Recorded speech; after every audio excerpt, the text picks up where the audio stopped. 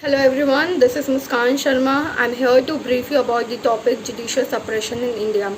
According to Section 10 of Hindu Marriage Act, judicial separation is the period that comes before the divorce, and the period is 2 years.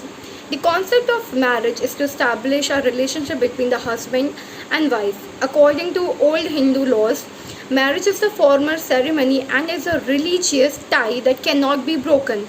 According to Smritikars, even death cannot break the marriage, the relationship between a husband and a wife.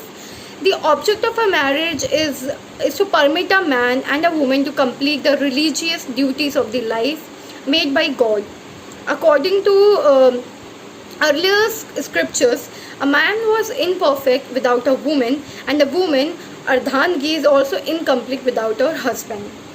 In modern laws, if a person does not want to stay in married life and does not want to extend any longer, then she can request relief under the Hindu Marriage Act 1955 by the way of judicial separation. Judicial separation is a form of getting parted their ways from each other. Now I would like to tell you the grounds of judicial separation. Judicial separation grounds are as follows. First, the other party has had voluntary sexual intercourse with any person other than his or her spouse. Second, that the other party has, after solemnization of marriage, treated the spouse with cruelty. Third, that the other party has deserted the spouse for a continuous period of not less than 2 years.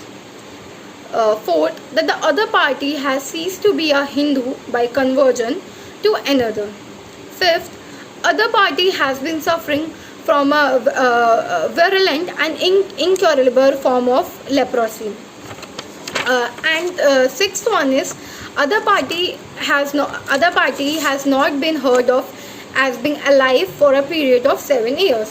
Seventh, incurability of unsound mind. If a person is of unsound mind, then it's a valid ground for a judicial separation.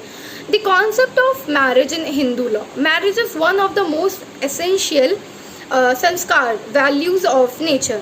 The religious duties of marriage have three features in the following. First, there is a permanent connection which cannot be detached once tied up.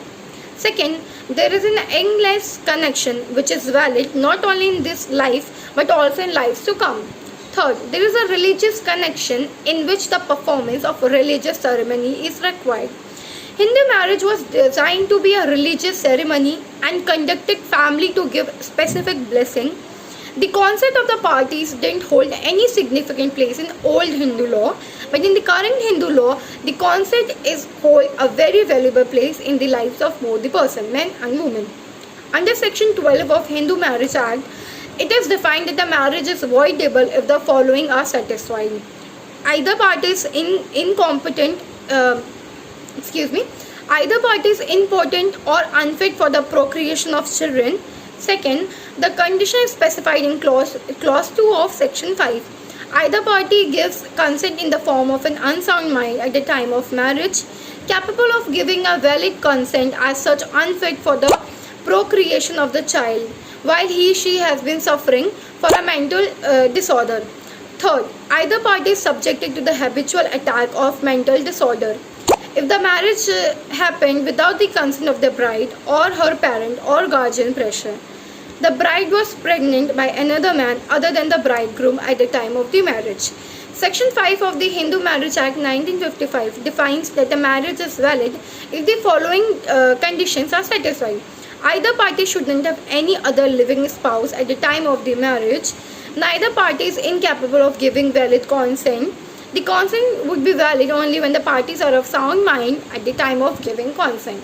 Neither party has been subject to the habitual